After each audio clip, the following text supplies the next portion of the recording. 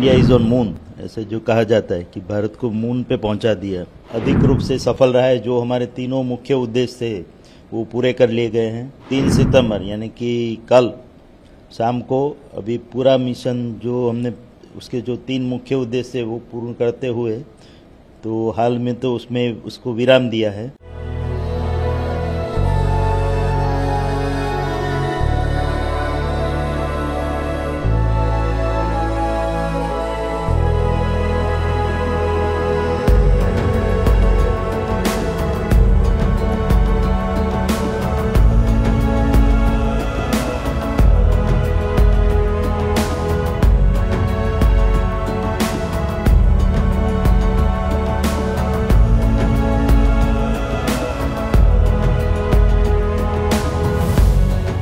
जो historic day था हमारा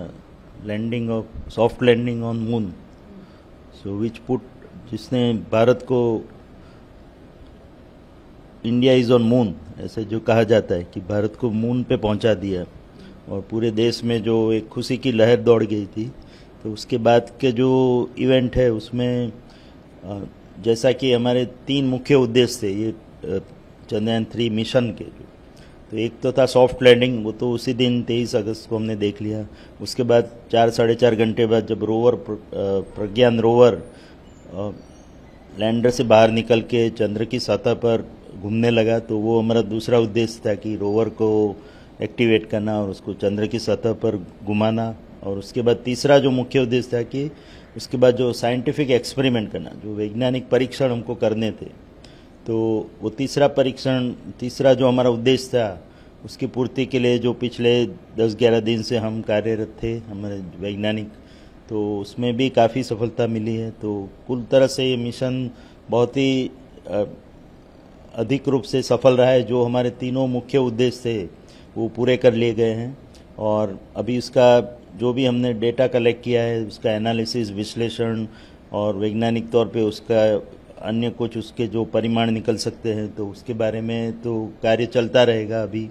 तो ये तो डेटा कलेक्शन की शुरुआत थी और उसके बाद जो जहाँ जितना